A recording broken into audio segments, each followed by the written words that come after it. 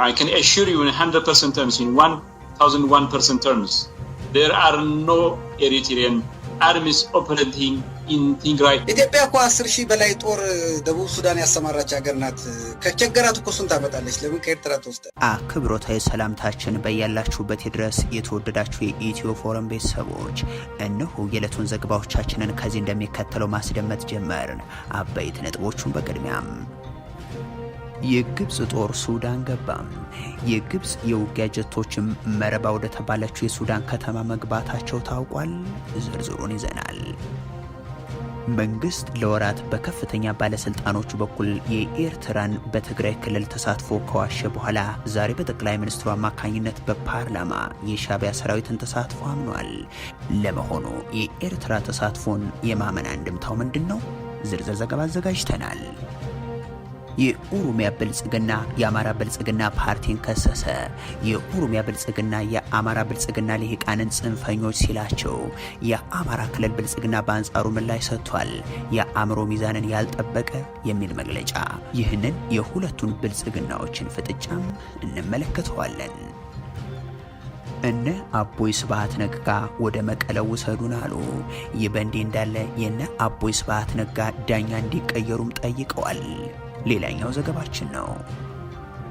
በአማራ ክልል ከትግራይ ኃይሎች ጋር በተደረገ ጦርነት 76 ሰዎች ተገደሉ። ይህ በእንዲህ እንዳለ የደህንነት ጽሕፈት ቤት ኃላፊው ኮሎኔል መገደላቸው ተሰምቷል። በዝርዝር እንመለከተዋለን። በትግራይ ክልል ጦርነት ላይ የተሳተፉ አካላት ላይ ማዕቀብ ሊጣል ነው። እንዴትና በማን? ዝርዝሩን ይዘናል።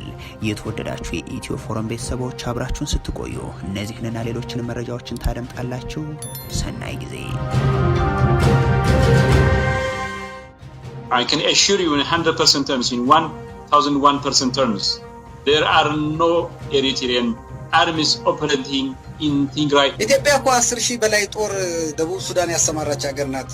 ከቸገራት እኮ እሱን ታመጣለች። ለምን ከኤርትራ ተወስደ? ሁለቱ ለጠቅላይ ሚኒስትሩ ቅርበት ያላቸው ሰዎችና የጠቅላይ ሚኒስትሩ አማካሪና ሚኒስትሮች አቶ ዛደጋ አብርሃ እንደዚሁም ዲያቆን ዳንኤል ክብረት ከወራት በፊት በግልጽ የኤርትራ ጦር በትግራይ ክልል አለመግባቱን የገለጹት 100% እርግጠኛ ብቻ ሆኖ አይደለም 1001 በመቶ በላይ ጭምር እንጂ። በእርግጥ እነዚህ ከፍተኛ ሹማምንት ብቻ አይደሉም የኤርትራ ሰራዊት በትግራይ ክልል ውስጥ እንደሌለ የተናገሩት። ራሳቸው ጠቅላይ ሚኒስትሩም ቢሆኑ ከተባበሩት መንግስታት ድርጅት ዋና ጸሐፊ አንቶኒዮ ጉቴሬስ ጋር በነበራቸው የስልክ ግንኙነት የሻዕቢያ ሰራዊት እንዳልገባ እንደገለጹላቸው የዓለም ግዙፉ ተቋም መሪ ተናግረው ነበር። ይህን ሐሰተኛ መረጃ የብልጽግናና የመንግስት ደጋፊና ተደጋፊ የመገናኛ ብዙሃን በትልቁ ሲያስተጋቡት የኤርትራ ሰራዊትን በጦርነቱ መሳተፉን ሲገልጹ የነበሩ አካላትንም ሲያብጠላጥሉ ከርመዋል። ነገር ግን በእነዚህ ከፍተኛ የመንግስት ባለስልጣናት የተነገረው ሐሰተኛ መረጃን እንኳን ይቅርታ ያልጠየቀው መንግስት ዛሬ በጠቅላይ ሚኒስትሩ በኩል በይፋ የኤርትራን መግባት አምኗል። ጠቅላይ ሚኒስትሩም ዛሬ በፓርላማ የኤርትራ ሰራዊት በድንበር አካባቢ የደህንነት ስጋት እንዳለበት ገልጾ በዛው አካባቢ ሰራዊቱ አሁንም እንዳለ ገብቶም እንደተዋጋ ሲናገሩ ተደምጸዋል። ጠቅላይ ሚኒስትሩ የኤርትራ ሰራዊት በየትኞቹ የኢትዮጵያ አካባቢዎች እንደሚገኝ ግን አልገለጹም። ነገር ግን በድንበር አካባቢዎች አለ በማለት ተናግረዋል። የሻዕቢያ ጦር ከመቀለ እስከ ደቡባዊ ትግራይ መታየቱን የሚገልጹ መረጃዎች መኖራቸውን ተከትሎ ግን የዛሬው የጠቅላይ ሚኒስትሩ እምነት ከፊል እንደሆነ የሚገልጹ በርካቶች ናቸው። ትግራይ ውስጥ በኤርትራ ሰራዊት ተፈጸሙ ከተባሉ ግድያዎችና የሰብአዊ መብት ጥሰቶች ጋር በተያያዘም አሜሪካና የተባበሩት መንግስታት ድርጅትን ጨምሮ የተለያዩ ሀገራትና ዓለም አቀፍ ተቋማት ሰራዊቱ ከክልሉ እንዲወጣ በተደጋጋሚ ሲጠይቁ ቆይተዋል። የኤርትራ መንግስት ለሚያቀርበው የደህንነት ስጋት ዋስትና መስጠት አንችልም የሚሉት ጠቅላይ ሚኒስትሩ ግን አሁንም ቢሆን አይወጣም የሚል አንድምታ ያለው ሀሳብ ሰንዝረዋል። በአማራ ክልል ከትግራይ ኃይሎች ጋር በተደረገ ጦርነት 76 ሰዎች ተገደሉ። የደህንነት ጽሕፈት ቤት ኃላፊው ኮሎኔል መገደላቸውም ሰምቷል። በትግራይ ክልል በ10 ኪሎ ሜትር ርቀት አካባቢ ብቻ በምትገኘው የዋግ ኽምራ ብሔረሰብ አስተዳደር ዞን የጻግብጂ ወረዳ ነው በትግራይ ኃይሎች ተፈጸመ በተባለ ጥቃት በርካታ ሰዎች መገደላቸው የተሰማው። ኢትዮ ፎረምን ባሳለፍነው ሳምንት መጨረሻ የህወሓት ኃይሎች በጻግብጂ ጻታ መግባታቸውን ዘግቦ ነበር። የወረዳው ዋና አስተዳዳሪ አቶ ሄኖክ ነጋሽ የ76 ሰዎች ህይወት መጥፋቱንና ቁጥሩ ሊጨምር እንደሚችል ከሞቱት መካከልም ንጹሃን እንደሚገኙበት ለቢቢሲ አረጋግጠዋል። በተጨማሪም ውድመትና ዝርፊያ እንደተከሰተም ነዋሪዎቹ ገልጸዋል። በጻታ ከተማ በመንግስት ሰራተኝነት ለዓመታት በመስራት ላይ ያሉት አቶ ህልፍ ሰለሞን ችግሩ ሲፈጠር በቦታው እንደነበሩ በመግለጽ ከተማዋ ባልተጠበቀ ሁኔታ በተኩስ መናጥ የጀመረችው ባሳለፍነው ሐሙስ ከሌሊቱ 11 ሰዓት ጀምሮ ነበር በማለት ያስታውሳሉ። በአካባቢው የአማራ ክልል ልዩ ኃይልም ሆነ የመከላከያ ሰራዊት እንዳልነበረ ጠቅሰው ጥቃት ፈጻሚዎቹ ለመከላከል ጥረት ያደረጉት ከተማዋን ይጠብቁ የነበሩና ኋላ ቀር መሳሪያን የታጠቁ የአካባቢው ሚሊሻ አባላት እንደነበሩም ያስታውሳሉ። ከተገደሉት መካከልም የወረዳው የሰላምና ደህንነት ጽሕፈት ቤት ኃላፊ የሆኑት ኮሎኔል ጠቅልሌ ጌታሁን መሞታቸውንም አረጋግጠዋል። በከተማ ውስጥ የሚገኙ የመንግስት ቢሮዎችና የግል ተሽከርካሪዎች መውደማቸውንም ጠቁመዋል። የህወሓቱ አቶ ጌታቸው ረዳ ከቀናት በፊት በስልክ ባስተላለፉት መልእክትም የህወሓት ኃይሎች ወደ አማራ ክልል በመግባት ጥቃት መፈጸማቸውን መናገራቸውን መዘገባችን ይታወሳል። የግብጽ ጦር ሱዳን ገባ። የግብጽ የውጊያ ጀቶችም መረባ ወደ ተባለችው የሱዳን ከተማ መግባታቸው ተሰምተዋል። እነዚህ የጦር ጀቶችና የግብጽ አየር ኃይል አባላት ወደ ሱዳን የገቡት በሁለቱ ሀገራት መካከል በተደጋጋሚ የሚደረገውን የጦር ልምምድን ለማከናወን ስለመሆኑም ተነግሯል። የናይል ወንዝ ንስሮች 3 የሚል ስም የሰጡት ይህ የሁለቱ ሀገራት የጦር ልምምድ ሲደረግ ያሁኑ የመጀመሪያው አይደለም። ከዚህ በፊትም 2 ጊዜ የአየር ላይ ልምምድ ያደረጉ ሲሆን ያሁኑ ሶስተኛቸው ነው። ሁለቱ ሀገራት ባሳለፍነው ወርም ከአየር ኃይላቸው በተጨማሪ የምድር ጦር ልምምድ ማድረጋቸው የሚታወስ ነው። ካይሮና ካርቱም ከ2 ሳምንት በፊት በሁለቱም ርዕሰ መዲናዎች በፕሬዝደንትና ጠቅላይ ሚኒስትሮቻቸው በኩል እንደዚሁ በመከላከያ ሚኒስትሮቻቸው ጭምር የተደረገ ወታደራዊ ስምምነት ሲፈራረሙ ታይተዋል። ሱዳን ከቀናት በፊትም ከሳውዲ አረቢያ የባህር ኃይል ጋር ልምምድ ስለማድረጉ አስታውቃ ነበር። እነዚህ ሁሉ እንቅስቃሴዎች ግብጽና ሱዳን በጋራ ማድረጋቸው ሚስጥሩ ደግሞ ኢትዮጵያ እየገነባች ካለው የህዳሴው ግድብ ጋር የተያያዘ ስለመሆኑ ይነገራል። ሁለቱ ሀገራት ኢትዮጵያ በቀጣዩ ክረምት ፈጽሞ ውሃን ልትይዝ አይፈልጉም። እንዲያውም የዓለም አቀፉ ማህበረሰብን ወደ ድርድሩ በማስገባት የማዘግየትና የማጓተት ፍላጎት አላቸው። በእርግጥም ኢትዮጵያ የሁለቱን ሀገራት ዛቻ ሰምታ ውሃ ሙሌቱን የማታከናውን ከሆነም በአንድ ዓመት ውስጥ ብቻ $1 ቢሊዮን ኪሳራ የሚያጋጥማት ይሆናል። ዛሬ ጠቅላይ ሚኒስትር አብይ አህመድ በፓርላማ ባደረጉት ንግግርም ኢትዮጵያ በቀጣዩ ክረምትም ቢሆን የአባይን ውሃ አትገድብም ሲሉ ተደምጠዋል። ይልቁንስ ከምናዘንበውና ከሚዘንበው ውሃ ግን መያዛችን ቁርጥ ነው ሲሉ የኢትዮጵያን አቋም ግልጽ አድርገዋል። ኢትዮጵያ በህዳሴው ግድብ ሰማይ ስር ምንም አይነት የአየር ላይ በረራ እንዳይደረግ እግድ ከጣለችም ወራት ተቆጥረዋል። ይሁን እንጂ አሁን የአየር ኃይል ስልጠና በፕሬዝደንት አልሲሲ አስተዳደር እየተሰጣት ያለችው ሱዳን ከሳምንታት በፊት በህዳሴው ግድብ አቅራቢያ የጦር አንቶኖቮቿ ሲበሩ ነበር በማለት ዲ አፍሪካን የተሰኘው መጽሔት ዘግቦ ነበር። የኦሮሚያ ብልጽግና የአማራ ብልጽግና ፓርቲን ከሰሰም። የኦሮሚያ ብልጽግና ፓርቲ በአማራ ክልል በኦሮሞ ብሔረሰብ ልዩ ዞን ሰሞኑን በተፈጠረው ቀውስ የአማራ ክልል ኃይሎችን ወቅሶ በተደጋጋሚ በኦነግ ሸኔ ምክንያት ንጹሐን እየሞቱ ነው የሚለውን የአማራን ክልል መግለጫ ውሸት ብሏል። ዛሬ በይፋዊ ገጹ መግለጫ ያወጣው የኦሮሚያ ክልላዊ መንግስት የብልጽግና ፓርቲ ሰሞኑን በአማራ ክልል የኦሮሞ ብሔረሰብ አስተዳደር ልዩ ዞን በተፈጠረው የሰው ህይወት መጥፋትና የንብረት ውድመትን ያደረሱት የአማራ ክልል ኃይሎች ናቸው በማለት ጥፋት አድራሾቹም በአማራ ክልል ልዩ ኃይል አባላትም ተጣርቶ ለፍርድ ሊቀርቡ ይገባል ብሏል። የአማራና የኦሮሞ ህዝብ ወዳጅነትን ያወሳው የኦሮሞ ብልጽግና ፓርቲ መግለጫ አንዳንድ ጽንፈኛ የአማራ ክልላዊ መንግስት ባለስልጣናት ይህ የቆየ ህዝቦች ወንድማማችነትን የሚጎዳ የኦሮሚያ ክልላዊ መንግስት እንዳይረጋጋ የሴራ ፖለቲካ እየተከተሉ ነው ብሏል። ጽንፈኛ ኃይሎች በኦሮሚያ ክልላዊ መንግስት ሰላም እንዳይኖር ይሰራሉ። ነገር ግን ሰላም ወዳዱ የኦሮሞ ህዝብ እንዴት ከብሔር ብሔረሰቦች ጋር ተባብሮ እንደሚኖር ስለሚያውቅ ከንቱ ዓላማቸው ሳይሳካ ቀርቷል።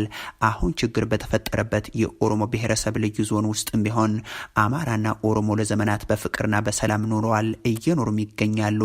የአሁኑ ችግርም የሴረኞች አጀንዳ ነው፣ ይህንንም እንረዳለን ይላል መግለጫው። ይህ በእንዲህ እንዳለ ዛሬ በተደረገው 11ኛው የህዝብ ተወካዮች ስብሰባ ላይ በአማራ ክልል ኦሮሞ ብሔረሰብ ልዩ ዞን አካባቢ የመጡት የህዝብ እንደራሴ አባል የልዩ ዞኑ የተፈጠረው ጥቃት በአማራ ኃይሎች ነው፣ ይህም የወሎ ኦሮሞን ለማጥቃት የታቀደ ነው የሚል ሀሳብ ያነሱ ሲሆን ሸኔ የሚባል ኃይል ግን በአካባቢው የለም ብለዋል። በሌላ በኩል የአማራ ክልል የሰሜን ሸዋ ዞን የወረዳና የዞን አመራሮች ግን ጥቃቱ የተሰነዘረባቸው በዘመናዊ ትጥቅ የተደራጀና ታጣቂ ቡድን ነው በማለት መግለጻቸውን ትናንት መዘገባችን የሚታወስ ነው። ይህ በእንዲህ እንዳለ የአማራ ብልጽግና ፓርቲ ጽህፈት ቤት ለኦሮሞ ብልጽግና ፓርቲ መግለጫ መልስ ሰጥቷል።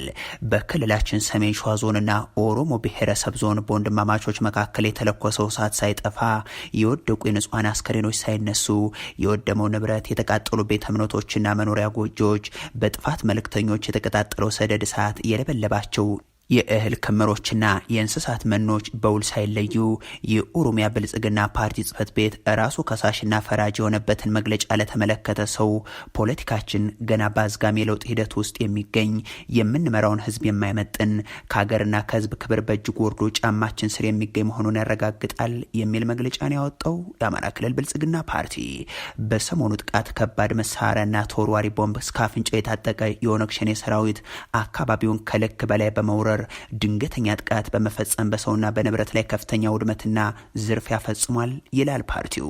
የኦሮሚያ ብልጽግና ፓርቲ ጽህፈት ቤት ያወጣው መግለጫም ከችግር ፈችነቱ ይልቅ የአእምሮ ሚዛኑን ያልጠበቀ ችኩልነት የሚጫነው ተራ ውግንና ያጠላበት ኃላፊነት የጎደለው መግለጫ ሆኖ አግኝተነዋል ብሏል። የአማራ ብልጽግና ፓርቲው ባለ 5 ነጥብ አቋም መግለጫ ያወጣ ሲሆን ህዝብን በመያዣነት የሚጠቀም የፖለቲካ ፍልስፍና መንግስታዊ እንቅስቃሴ ለአንዴና ለመጨረሻ ጊዜ ቆም በአጽንኦት እናሳስባለንም ይላል። በየጊዜው በሚፈጠሩ ቀውሶች ላይ ተንተርሰን የምናወጣቸው መግለጫዎች የተነጣይነት ወይንም የተገንጣይነት ልክፍት ስላለብን ሳይሆን በገፊ ምክንያቶች ስለታጠርንና ስለምንወጠር ብቻ ነው እያለም የሚቀጥል ነው። በትግራይ ክልል ጦርነት ላይ የተሳተፉ አካላት ላይ ማዕቀብ ሊጣል ነው። የአውሮፓ ህብረት በትግራይ ክልል በተሳተፉ ኃይሎች ላይ ማዕቀብ ሊጥል እንደሚችል በመግለጫው ይፋ አድርጓል። ሰሞኑን የኤርትራ መንግስት የብሔራዊ ደህንነት መስሪያ ቤትን ጨምሮ በማይናማር ቻይናና ራሽያ የተመረጡ ድርጅቶችና ግለሰቦች ላይ የተለያዩ ማዕቀቦችን የጣለው የአውሮፓ ህብረት በትግራይ ክልል የተካሄደ ባለው ጦርነት በሰብአዊ መብት ጥሰት ለተሳተፉ አካላት ላይ ያሉኝን ሁሉ አማራጮች ልጠቀም እችላለሁ ብሏል። የኢትዮጵያ መንግስት የህግ ማስከበር ዘመቻ ብሎ ከዛሬ 5 ወራት በፊት የጀመረው ጦርነት የመጀመሪያው ቀን ጀምሮ በርካታ የሰብአዊ መብት ጥሰቶች፣ የሴቶች መደፈር፣ ማሰቃየትና የመገናኛ መንገዶች ኢንተርኔትን ጨምሮ ሙሉ በሙሉ መዝጋት ተደርጓል። ይህም ተቀባይነት የለውም ያለው የአውሮፓ ህብረት በከፍተኛ ኮሚሽነሩ ጆሴፍ ቦሬል በኩል የኤርትራ ወታደሮች በድጋሚ ከትግራይ ክልል እንዲወጡ እናሳስባለን፣ የሰብአዊ እርዳታ መንገዶች ሙሉ በሙሉ እንዲከፈቱ፣ ገለልተኛ የሆነ ምርመራ በአጥፊዎች ላይ እንዲካሄድና ሰብአዊ መብቶች ጥሰት ላይ የተሳተፉ ማናቸው አካላትም ለህግ እንዲቀርቡ እንፈልጋለን በማለት በድጋሚ ጠይቋል። ይህ በእንዲህ እንዳለ የአውሮፓ ህብረት ሁሉንም የውጭ ጉዳይ ፖሊሲ አማራጮችን ይጠቀማል ያሉት ቦሬል ጉዳዩ በዚህ ከቀጠለ የህብረቱ ልዩ መልእክተኛ የሆኑትን የፊንላንዱን የውጭ ጉዳይ ሚኒስትር ፔካ ሃበሼቶን ለሁለተኛ ጊዜ ወደ ኢትዮጵያ እንዲላኩ እናደርጋለንም ብለዋል። የአውሮፓ ህብረቱ ልዩ መልእክተኛ ፔካ ሃበሼቶም ቀደም ሲል በትግራይ ክልል እየተካሄደ ባለው ጦርነት ምክንያት ኢትዮጵያን የጎበኙ ሲሆን በብራሰልስ ተጉዞ በሰጡት መግለጫ በትግራይ ክልል ያለው ሁኔታ ከቁጥጥር ውጭ ሆኗል ማለታቸው አይዘነጋም። እነ አቦይ ስብሃት ነጋ ወደ መቀለ ውሰዱን አሉ። እነ አቶ ስብሃት ነጋ ጉዳያቸው በትግራይ ክልል ፍርድ ቤት ይታይላቸው ዘንድ አቤቱታ አቅርበዋል። ዛሬ በኢደር ተቀጥሮ የነበሩት እነ አቶ ስብሃት ነጋን ጨምሮ ከፍተኛ የህወሓት አመራሮች የቃሊቲ ታራሚዎች ቢጫ ልብስን በመልበስ ፍርድ ቤት ቀርበዋል።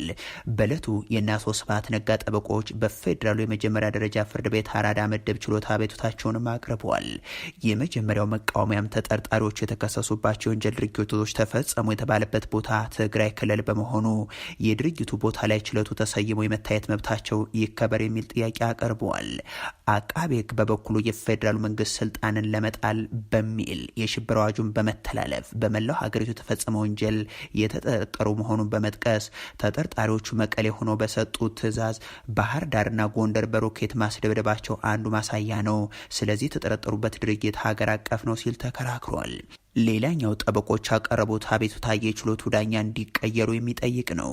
የነ አቦይ ስብሃት የቀዳሚ ምርመራ ሂደቱን እየመሩ ያሉት ዳኛ በጊዜ ቀጠሮ ወቅትም የነበሩ የተወሰኑ ተጠርጣሪዎችን የዋስትና መብታቸውን ከፈቀዱ በኋላ መልሰው የከለከሉ በመሆኑ ይቀየሩ የሚል ጥያቄ በነ አቦይ ስብሃት ጠበቆች በኩል ቀርቧል። ከዚህ በተጨማሪም ጠበቆቹ አቃቤ ሕግ ተሻሽሎ በተቋቋመበት አዋጅ መሰረት የቀዳሚ ምርመራ ስራዎችን መስራት የሚል በተግባራቱ ላይ አልተካተተም፣ ስለዚህ አይችልም፣ የቀዳሚ ምርመራ ህጉ ተሽሯል በሚል አቤቱታም አቀርበዋል። አቃቤ ሕግ በበኩሉ በቂ ምክንያት ካለው በወንጀለኛ መቅጫ ስነ ስርዓት ህግ አንቀጽ 38 ቀዳሚ ምርመራ ማድረግ ይቻላል ሲል መልሷል። እንደ አጠቃላይ በተነሱ የመከራከሪያ ነጥቦች ላይ ፍርድ ቤቱ መርምሮ ትዕዛዝ ለመስጠትም ለመጋቢት 17 ተለዋጭ ቀጠሮ የሰጠ ሲሆን በትናንትናው ዕለት ችሎት ከደንበኞቻችን ጋር ባልተመካከርንበት ሁኔታ ምስክር መሰማቱ ተገቢ አይደለም፣ ተለዋጭ ቀጠሮ ይሰጠን ብለው ያቀረቡት አቤቱታን መርምሮ ችሎቱ የመከራከሪያ በቂ የ7 ቀን ጊዜ ሰጥቻለሁ ሲል ጥያቄያቸውን ውድቅ አድርጓል። ችሎቱ አቶ ስብሃት በግል ሐኪም እንዲታከሙ የታዘዘው ትዕዛዝ ተፈጻሚ እንዲሆን አዟል። አምባሳደር አባይ ወልዱ ላይናቸው ህመም በግል እንዲታከሙ ያቀረቡት አቤቱታንም ተቀብሎ ትዕዛዝ ሰጥቷል። የዛሬው የፓርላማ ውሎ የአማራ ክልል ብልጽግና ሰዎችን ያስከፋና የስነ ስርዓት ጥሰት የታየበት እንደሆነ የአማራ ቴሌቪዥን ዘገበም። ጣቢያው የከሚቴ ተወካዮች ያነሱት ጥያቄ የፓርላማውን አባላት አሳዝኗል ብለዋል። አንዳንድ እንደራሴዎች ያነሷቸው ጥያቄዎች በምክር ቤት አባላት የአሰራርና ስነ ምግባር ደንብ የተከለከሉ መሆኑን ያነጋገርናቸው የህዝብ ተወካዮች ምክር ቤት አባላት ገለጹልኝ ሲልም ዘግቧል። ከመደበኛው ጥያቄ በተጨማሪ የምክር ቤቱ አባላት የግል ስሜታቸው የተንጸባረቀበት፣ ብቁ መረጃ ያልተያዘበት፣ የአንድን ማህበራዊ ስሪት ያጎደፈ፣ ለዘመናት ተቻችለውና ተከባብረው በኖሩ ሃይማኖተኞች መካከል ቁጣን የሚቀሰቅስና ብሔርን ከብሔር የሚያጋጭ ጥያቄና አስተያየት ሲሰነዘር ውሏል ሲልም ቴሌቪዥኑ በተለይ የከሚሴ ኦሮሚያ ልዩ ዞን ወኪሎች ያነሱትን አስተያየት አጣጥለዋል። የአማራ ልዩ ኃይልን ዝና የሚያጎድፍ ትችትና ወቀሳ ከአንዳንድ የምክር ቤት አባላት አስተናግዷል የሚለው የአማራ ብልጽግና ልሳን የሆነው ቴሌቪዥኑ በአማራ ክልል ሰሜን ሸዋ ዞንና ኦሮሞ ብሔረሰብ አስተዳደር አካባቢ የተፈጠረው የጸጥታ ችግር ዙሪያ በአንዳንድ የምክር ቤቱ አባላት የተነሱ ጥያቄዎችና አስተያየቶች በምክር ቤቱ አባላት የአሰራርና የአባላት ስነ ምግባር ደንብ መሰረት የተከለከሉ ናቸው ሲልም አንድ የአማራ ተወካይን አነጋግሮ ዘግቧል። ውጤታቸው ብሔርን ከብሔር እንደዚሁም ሃይማኖትን ከሃይማኖት የሚያጋጩ ጥያቄዎችና አስተያየቶች ተሰንዝረዋል በማለት ኮንኖታል። ይሁን እንጂ ቴሌቪዥኑ የሁለቱንም ወገን ሀሳብ አላካተተም። የተወደዳችሁ የኢትዮ ፎረም ቤተሰቦች ለዛሬ ያሉን ዘገባዎች እነዚህ ናቸው። መልካም ጊዜ።